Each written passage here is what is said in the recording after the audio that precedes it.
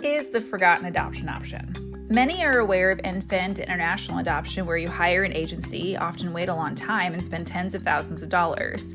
And then there's becoming a foster parent, where you may or may not adopt the children. But there is a third option, where you adopt children directly from the foster care system.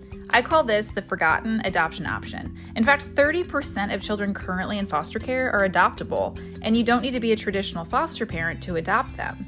Hi there, I am Marcy Bursack.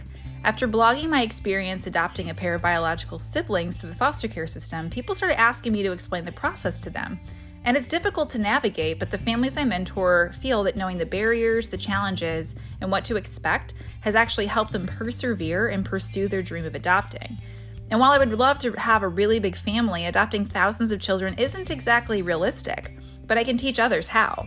Whether you're trying to figure out how to get started, you're battling some doubts and fears, or maybe you know someone who wants to adopt, I'm here with resources to help others discern if foster care adoption is the path for them. And if it is, I have practical tips and resources for them as well. You can find all of these resources, which include my blog, 3 books, an app, and a classroom lesson at ForgottenAdoptionOption.com. However you found this podcast, I am so glad that you did.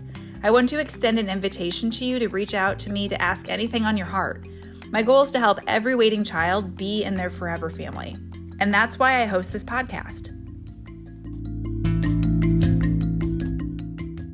Welcome to the Forgotten Adoption Option podcast. In this episode, we will discuss how to know if you can parent children with special needs by spending time with a family that has adopted multiple children with unique special needs. Hi, Crystal and Justin. Hi. Hello. Hi, Marcy. So excited to have you guys here. This is like so fun too. They're sharing a computer as we share on Zoom. So it's just so much fun. And they have these like really cool books behind them, and we're ready and fired up to share their story. So Crystal and Justin and I actually met at our church. And because 2 of their children use wheelchairs to get around, their family sits at this round table during the worship service rather than in a row of chairs. And, you kind of notice things like that. And I was really drawn. I'm like, I want to know more. Like, who are these people? And like, what's their story? So after service one Sunday, I just walked over and I got to meet them. And Crystal and I had a pretty great conversation, just kind of hit it off. And so I thought it'd be really amazing to be able to share some of their story with our listeners, because I know some of you are thinking, well, I have a healthcare background, or I've always wondered what this is like. I don't know if I can, or could I, or how does this go? So we're going to help you learn all the things. So let's begin about telling your listeners about your family, how many total children you have, kind of what's the chemistry there? Well, we're a family of 6, sometimes 7. So we adopted 4 children out of foster care. Elijah, Isaiah, Samson, and Ezra. So that's 17 right now. We've got a 17-year-old, 14-year-old, 10-year-old, and a 7-year-old. And then sometimes we have a foster child who's with us previously that we still take care of every now and then for certain periods of time. So he's kind of in and out of our house. So we like to say 6, sometimes 7. It's a unique answer. And you all have been married, you told me, like 20 years. We've been married 20 years. Yeah. How long did you wait after being married to go into the space? Let's see. We were married I'm trying to go over it. Maybe a year and a half. Yeah. Maybe 2 years. We were considered very young when we went into foster care. That was part of the reason why we were able to go through the process, is because they were excited a young couple wanted to do that. Right. Okay. Mm-hmm. Wow. This is because they had mentioned to me offline that they're high school sweethearts. So you can kind of guess they're probably like maybe 20 at that point, or like even younger. Yeah. So what originally led you all then to this together? Like, what led you into the foster care system? So at a very young age, I decided I really wasn't interested in being pregnant. It was just one of those things that I just was one of those people that was like, that's not for me. I like to be comfortable. And the idea of that was just not something that I saw happening for myself. And so because we were high school sweethearts, Justin knew this when I was very young. And so that just became a part of our life plan as we moved through high school and college. That was just never part. We would often have people ask us, well, what's your plan B? And there wasn't a plan B. The plan A was to adopt, and that's what we were going to do. We did look at international adoption, but being that we were so young and fresh out of college, financially, that really wasn't plausible for us at the time. But we knew about foster care. I had previous family friends who were in foster care. So we just kind of explored that avenue, and it made sense to us. My background was a special education teacher. So that wasn't something that was out of the realm of our comfort zone anyway.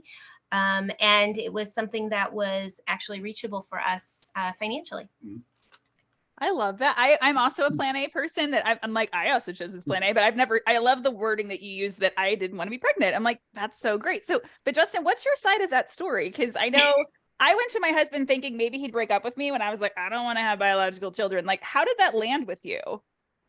It just didn't matter to me whether the children were biological or not. We both wanted children, and this was the way we went about growing our family. I think Justin and I, from the very beginning, even as we were quite young, have always supported whatever we felt was best for the other person. So he wouldn't want to put me in a position of something I wasn't comfortable with any more than I would put him in a situation that he wasn't comfortable with.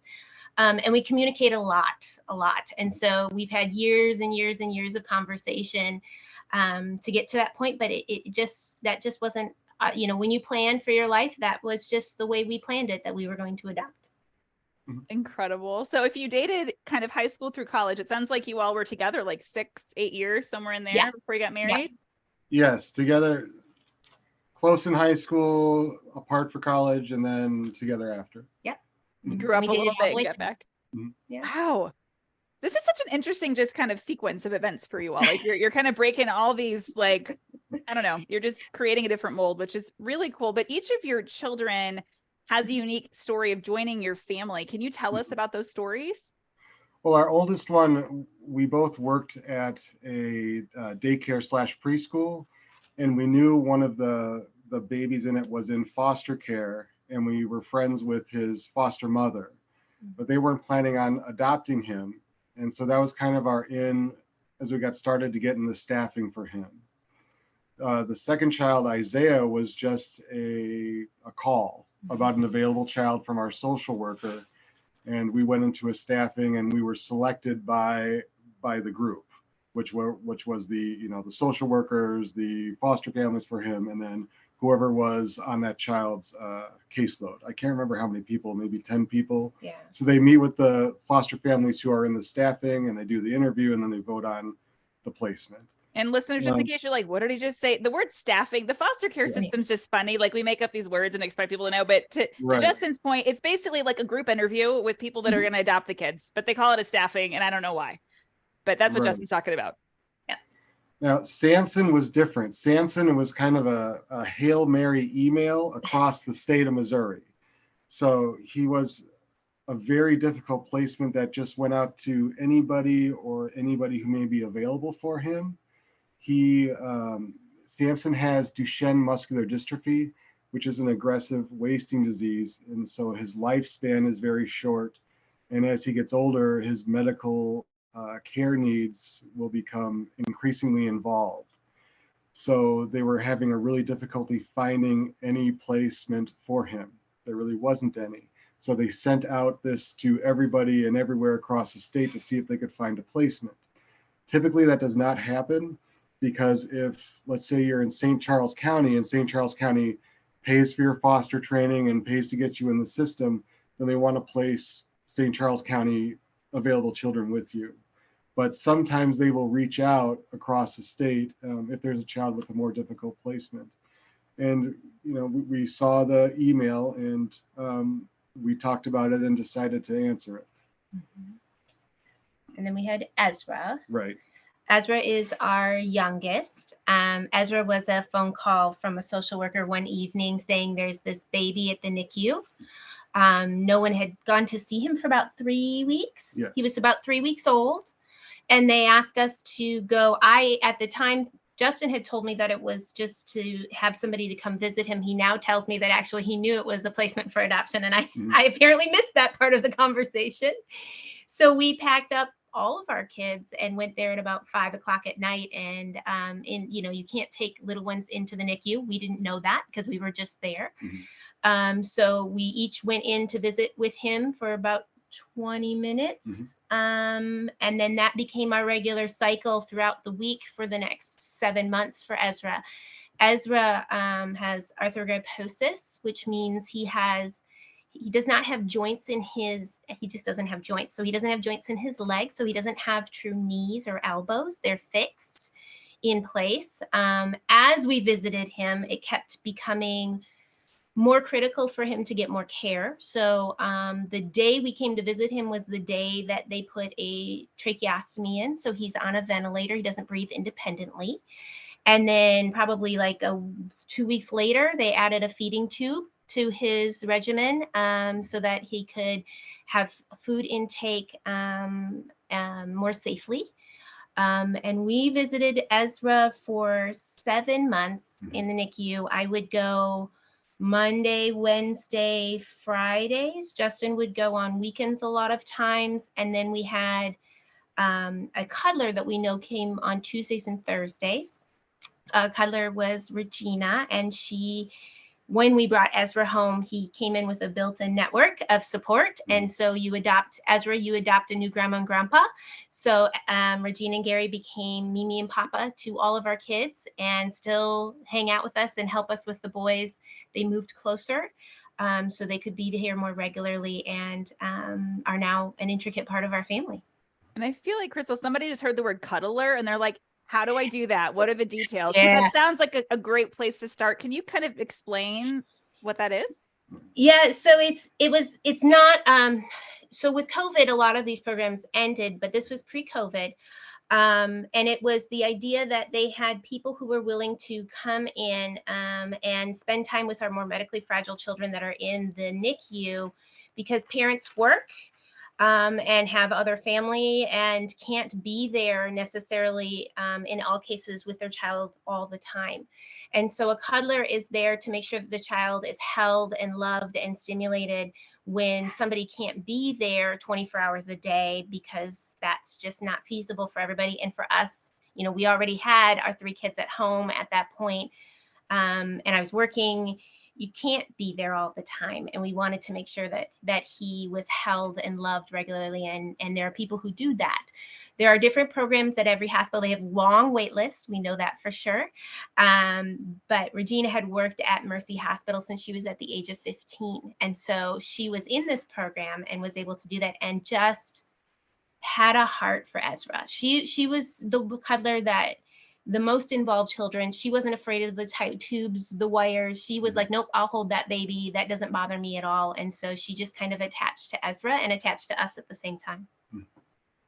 So amazing. And one thing I wanted to just touch on that you all mentioned is because some people think, well, you can adopt children with medical needs because you don't work or somebody doesn't work. You both, you have opportunities of things that you're doing. So I didn't know if you wanted to kind of dispel that sort of side of things.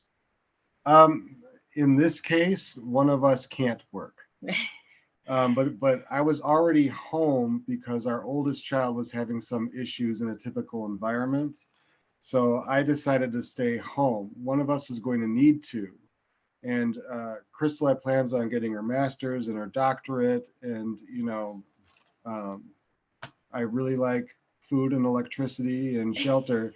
So I decided to stay home, and she continued on with her career.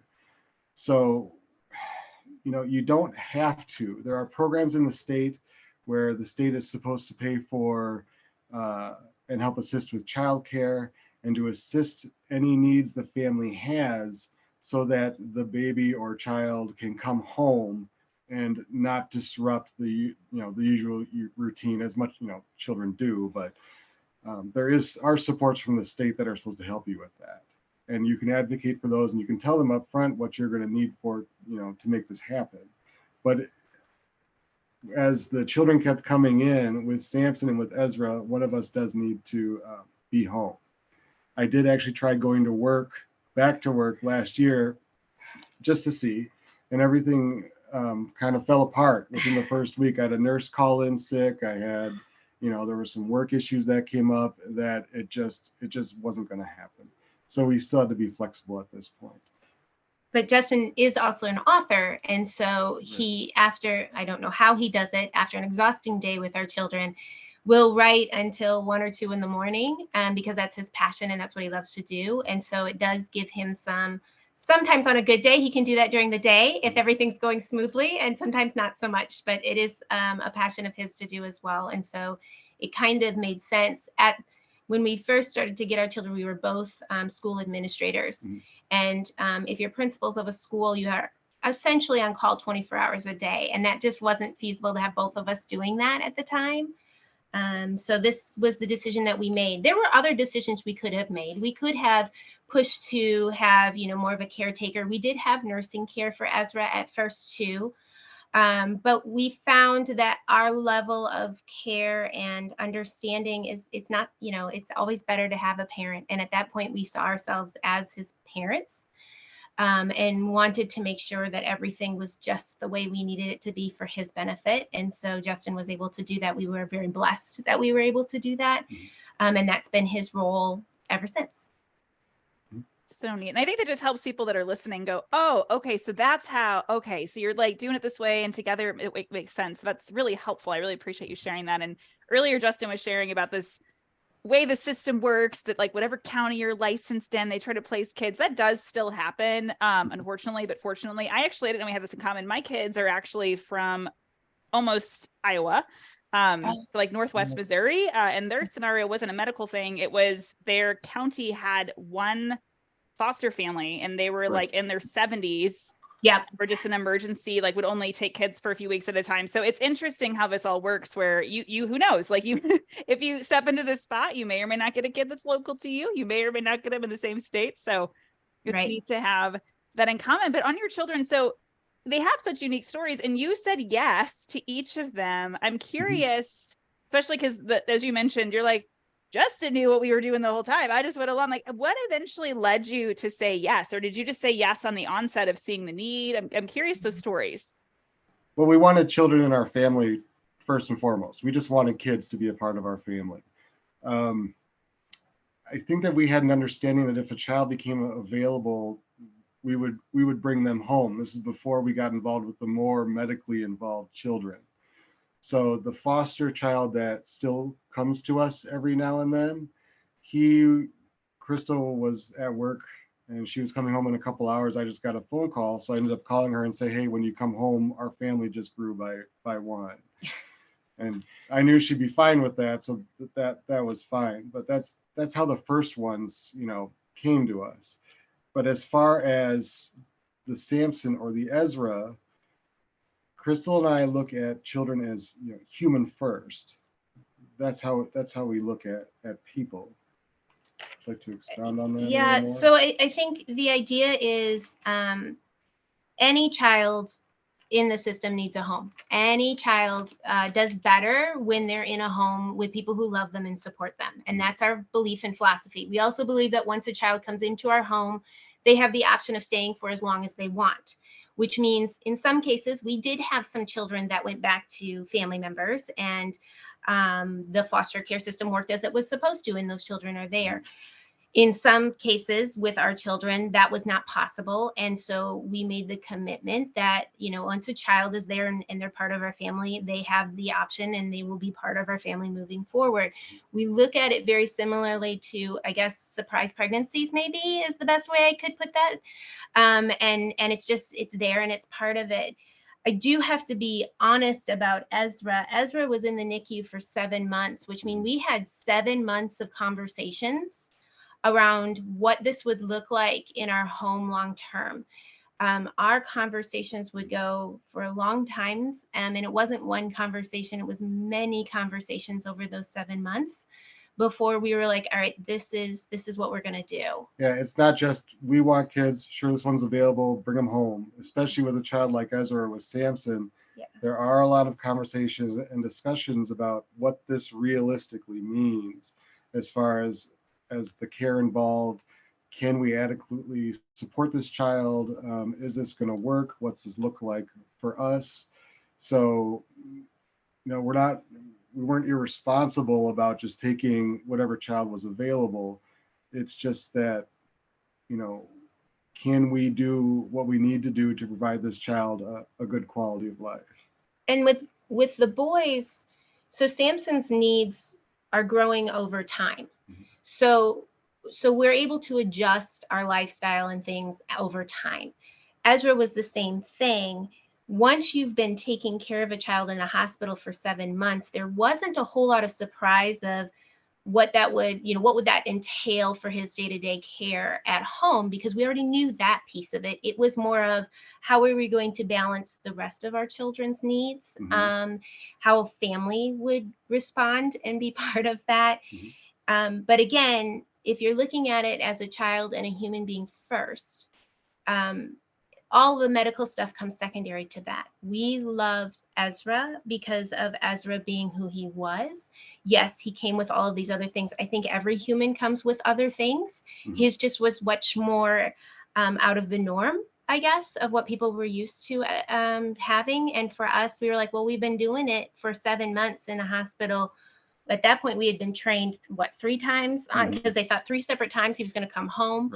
Right. And the other piece of that is you really have to think about what his options are if you're not there. Realistically, you have to think about, can I walk away from this child knowing and thinking that's something better, or am I the best thing for this child?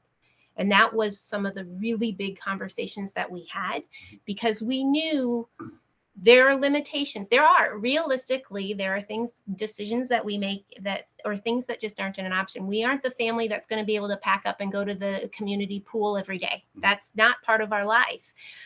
Taking family vacations means we check out hospitals nearby and whether or not they're in network to make sure that our kids, if anything happens, they're going to be okay. But I also think with any family that you do those kind of things, it just looks different. So if you're taking a vacation and you're going to check out the best routes, you're going to make sure everything's safe, everything's the right way. It's just maybe more intense for us to do that, at least. And then again, if your goal is to love children because you love to have children, other families that have children with disabilities didn't choose one way or the other. We didn't look at it as a choice. It was, this child is offered, this child is here, this child is ours. And that's how it worked out. The heart behind all this to me is just so beautiful. And I know that our listeners get to see like a little thumbnail image of the two of you, but like there's just such a genuine like love of people, like you just said, like it's human first. And I'm curious because as you're talking through kind of the unique needs of your kids as well, you guys, like there was one story you said that your first, I think you said, where Justin kind of made the call without even talking to you. And I wonder if you could kind of explain, because I know some couples do this. I had at the time my husband was teaching by day, so I could answer my phone anytime. He could not. And so we kind of had like, I wasn't allowed to say yes. I was only allowed to get information. But Justin, you got clearance to say yes. So I'm curious, like, what did you all agree to? This was a 2-year-old that was filthy and beaten up. I don't think I would get a no from my wife in regards to bringing him home and giving him a bath. And I don't say no. Him, I don't say no, and he knows that. I will. No. I would bring all the children home if I could, and so he's the balance to that, where he's like, okay, this is what we can do, this is what we can handle. Yeah, it really is. It is case by case basis.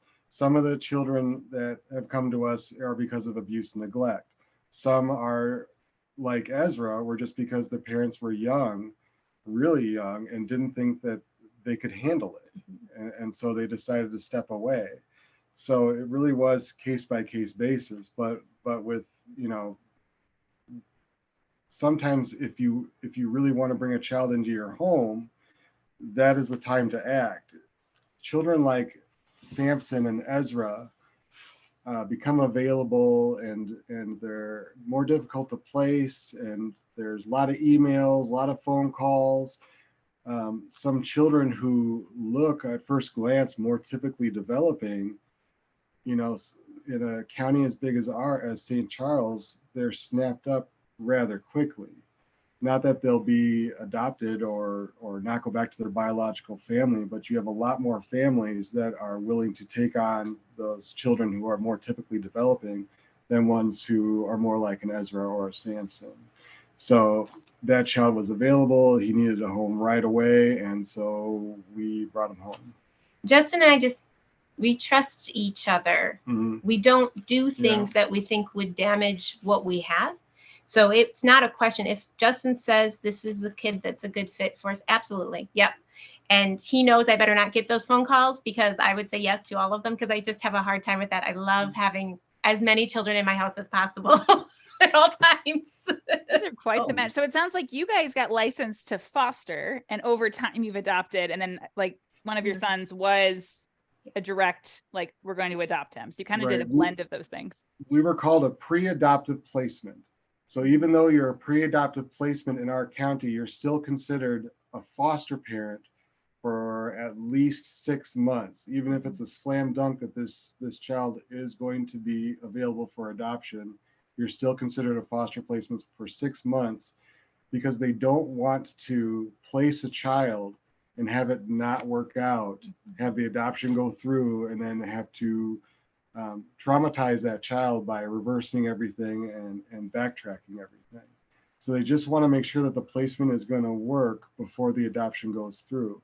There's also that time period where you don't know if a family member is going to show up out of the blue from another state, or they have a change of heart at the last minute, or whatever can happen in between time that might slow the process down. So they called us a pre-adoptive placement because we were always going to be a permanent placement, but we had to get all the fostering stuff as well, and we're considered a foster parent for 6 months to a year with each child we had. But we had, I mean, some of our children came to us as they thought it was a slam dunk, and then we take our role as foster parents seriously, and we were able to help support the families, and they were actually able to then go back. Or like the situation we have now, little one went back, but we still are 100% supportive, and probably have him probably about 40 to 50% of the time still, because that's what's best to keep their family together. And we love them, and we are continuing to support them, and we'll support him all the way through his life. And we just know that. So again, it's going to depend on the situation, but I think you have to be really open. Obviously, Justin and I were pretty much open to anything. The only thing we put on our paperwork that we were not so comfortable with was a child that may start fires. The foster system gives you a list of things you're comfortable with and things you might not be comfortable with as far as the child's background. And that was the only thing we checked off, was a fire starter. So our family is not only multi-abled, but also culturally diverse as well, because we wanted children, whatever that looked like, however that happened, that's what we wanted. And so we were open to that. And children can come in and out. They're still a blessing to our life. Even if they've only stayed, all of our children stayed at least a year to 2 years, even if they were going back to their families. And it was the best year to 2 years we had with them. And it was amazing. So that's so sweet. And what Justin's talking about, so we actually said no animal abuse, and they could have been anything, but we were just like, we have dogs, we love our dogs. But what I'll do, I recently uploaded that and put it in my app. So when I drop this episode, listeners, you'll find a link, and there's a sample from what Missouri currently offers that you could look at all those qualities. And it's like stuff from mental health to different like pregnancy, things like that. So stuff that it's really healthy to like think through in advance of like what you're comfortable with and maybe what you're not comfortable with. So great call out there, Justin. So you will travel in a large vehicle to accommodate your children's needs. And I would love if you could share other things in your life, maybe you want to talk about your vehicle, that you've adjusted to really meet your kids and help them thrive. We ended up needing to get a shuttle bus because we have the 2 wheelchairs. So right now we're driving. I'm not a CDL truck driver. We got the shuttle bus where I can use my regular license and drive that around. I always dreamed of driving a shuttle bus. So yeah. So we got a shuttle bus. We actually had to move when we brought Ezra home. Our house in Old St. Charles was just too small, and we knew we needed to make renovations to it, and having those 100-year-old homes would be really, really difficult to do. So we ended up buying a property out in O'Fallon with room to grow. We're actually doing a huge renovation on it because Samson and Ezra will be with us long term, to make it accessible and safer and appropriate. We went back to a 1-income family. What else do we have to accommodate? I think the other piece of it is accommodating with our 2 older children. Right. Helping them. I mean, it's been nothing but positive to have our more medically fragile children in our household for our children, because as they grew up, our boys have a level of empathy and respect for humans that may be slightly different than the norm. They have a caring about them. I mean, they're teenager brothers, whatever. But even our 17-year-old, he comes home after work and he stops and pretends to beat up his little brothers every time he walks through the door, which they love. They look forward to that and they think it's great. And and then it's really neat to see them prepare any friends they bring over. They have a conversation on behalf of advocating for their little brothers before anybody comes over to say, hey, these are my brothers. This is what you're going to see. They're great. And we just can go hang out and don't worry about it. But to see them now as they're going into that teenage stage where typically kids would maybe be more hesitant around people that don't present as typical, that's not an issue in our house. Right. But it's important to know that that is not on Samson and Ezra to provide that for other people. No. They're not an inspiration. They're not a show. They're not here to teach anybody anything. They're just Samson and Ezra. I think it just comes naturally from having them in our home, that our other children, other people involved just become naturally a little more empathetic and open. Yeah, we are very protective of Samson and Ezra in that regard. We've had lots of people, they mean well, but again, we remember that this is Ezra and Samson. This is their life. This isn't a story for someone else to be told, which I think is a really common theme with children who come out of the foster care system. And then when you add the medical piece on top of that, it's even more so. So we really think about, is there something beneficial that could come out of this for Ezra and Samson, or people like Ezra and Samson, which is why we were interested in doing this podcast, because we do realize that there needs to be more discussion out there. People need to know that there are foster families out here who do this. I'm not a nurse. He's not a doctor, and we still do this, and that you can, and that'll benefit. I would have hoped that if it wasn't us, somebody else would have stepped in for our boys. And so we always look at what could benefit our boys rather than being an inspiration to someone else. And what do you do? Because, listeners might be thinking, oh, I wonder if I've ever done that, or how should I be in those scenarios? I'm curious if you could help us know, like, how would you guide us as bystanders to engage, and maybe what should we not do? Just the basics. just say hello. Just treat them like you would any other kid. Some of the big stuff would be no baby talk to people who aren't babies. Don't touch or push the wheelchair. Just like if you were sitting down, you wouldn't want anybody to move you around. Just talk to them like you would anybody else. I think people tend to ask really personal questions. Right, there's that. They want to know how or why this happened, which is their personal story and their information to give. I mean, it's very obvious there's something going on there, but it's not really anyone else's business as to what that is. And I think, again, we don't, we could be the family that is on the news for all the things and doing that, and we don't, because again, it's our family. You wouldn't typically put your family out like that. There are few occasions, just like everything, you make decisions about that, but as a whole, we are raising our boys as other people would raise their boys, and we want to respect that, and we love that. But it's really nobody else's business sometimes. Basically, if you wouldn't ask it of another family, you just walk up to me, then you shouldn't ask it to ours. Yep. That's what I would say. Practical nuggets. And there is an exception to that, like what happened with you, Marcy, is that there are families who know.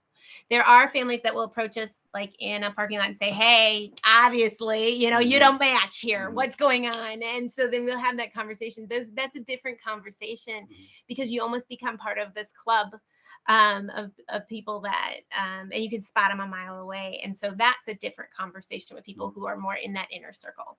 Yeah, I fully agree with you. It's interesting because I've had people that are like, you don't post a lot of pictures of your kids. And I'm like, yeah, because what I'm doing, I'm not trying to convince you my kids need a family. Like, I'm their family. Like, we will do our stuff.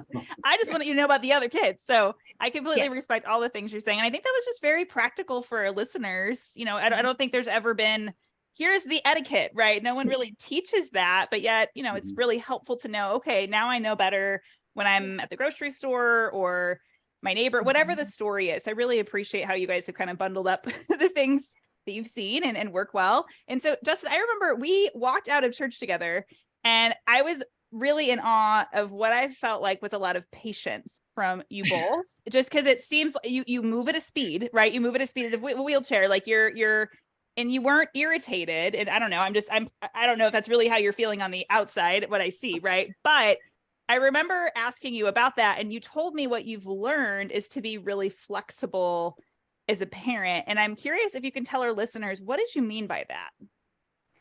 Well, as far as the patience is a skill. You practice it. People say they either have it or they don't, or they pray for it. But if they're praying for it, then they're asking for opportunities to practice it. So with Samson, in that specific instance, the muscular dystrophy attacks a chemical called dystrophin in his body as well, which makes him a little more cranky.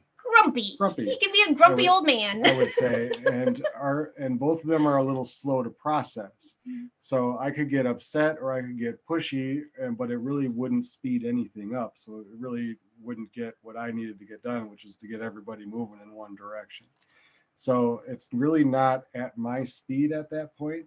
I'm not in a rush to get out of church. It's not football season. I'm not missing the Packer game. So it's basically, we have time. There's no rush, and I could hurry everything and make everybody upset. I could get upset, or we could just move toward the door. Whether we get there at, in 2 minutes or we get there in 3 minutes, it really doesn't make that much of a difference in my life.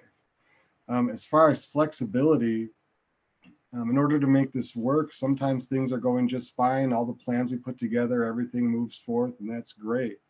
But sometimes things go sideways. Like I said, nurses calling in sick, or a child gets sick. They could be sick for a week, or if meetings come up, or if our older kids need something that has to happen right now. A car breaks down. All that stuff you have to be flexible for. So we've had to do a lot of kind of pre-planning and preparation for things, but also one of the benefits of my not working is that I can change my plans at any point in time, and it really, really doesn't matter. It's what the family needs first. So that's what I really mean by being flexible, because the family has a lot of needs. Every family has a lot of needs. And compromises are made across any family, whether they have medical needs or everybody's typical. Everybody needs to work together to make this thing work. Everybody needs flexibility. It's just ours tends to be a little more extreme at certain points in time, but we just make it work. Mm-hmm. It's that idea of timeline. Plans are important, goals are important, but the amount of time and how you're going to get there is always open to interpretation. These are words to live by. You're right. I mean, it was interesting before we started recording, just so our listeners know this, we were going over like, okay, this is kind of the flow. And since there's two guests, we were trying to juggle that through. And I loved that Chris was like, oh, we're a family that plans. And I was like, this is fun.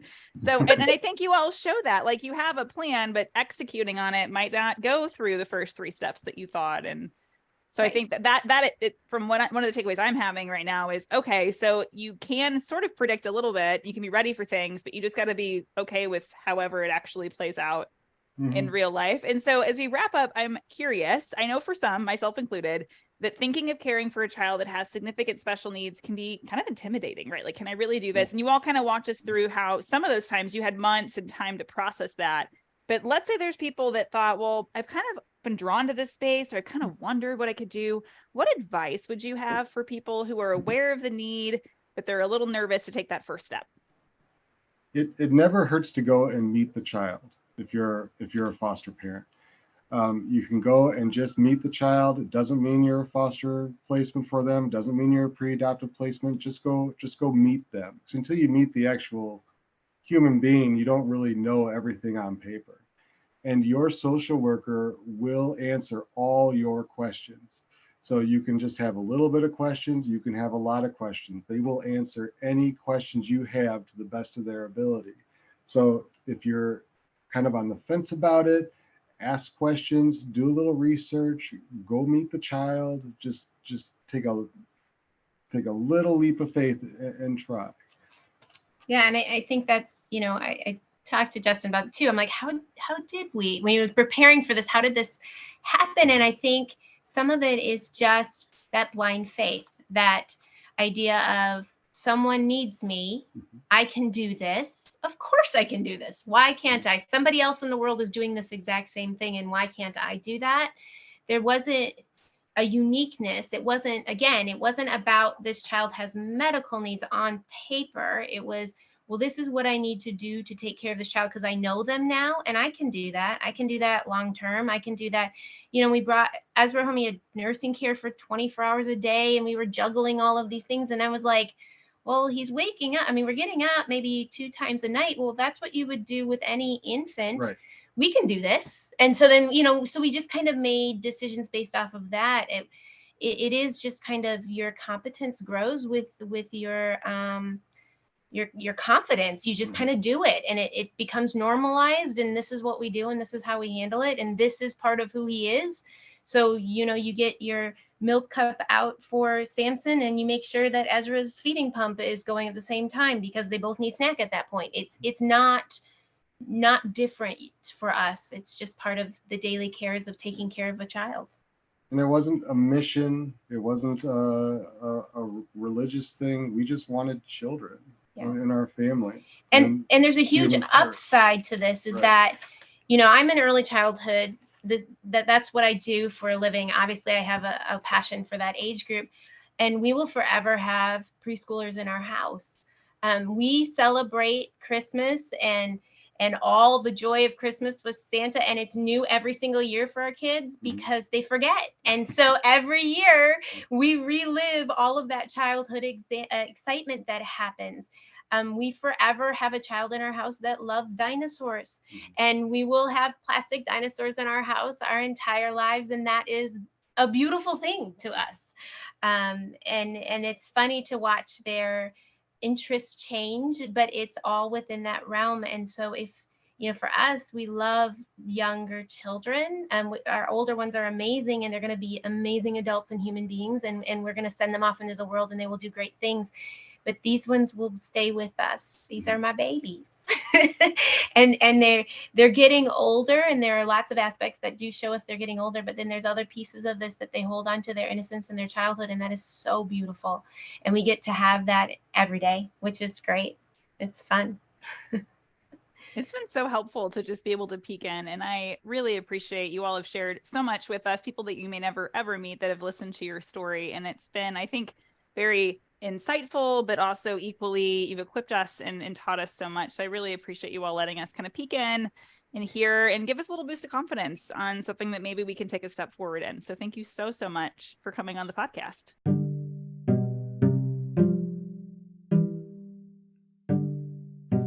Listeners, did you know that you've helped the Forgotten Adoption Option podcast rank in the top 30% most followed podcasts on Spotify? You are helping waiting children be seen, and you're teaching our nation how to adopt these children. You can help this podcast reach more future adoptive parents by leaving a review and continuing to share this podcast with others. You can even help others know that instead of Googling to try to figure out how to adopt, they should go to ForgottenAdoptionOption.com, where they can learn the step-by-step process, tips for enduring the journey, and I even have a children's book to celebrate the forever families all around us. It means so much that you took the time to listen to this episode. And on behalf of the 113,000 children who each has a name, a story, and dreams, and deserves to grow up experiencing the love and support that is found in a forever family, I thank you so much for caring.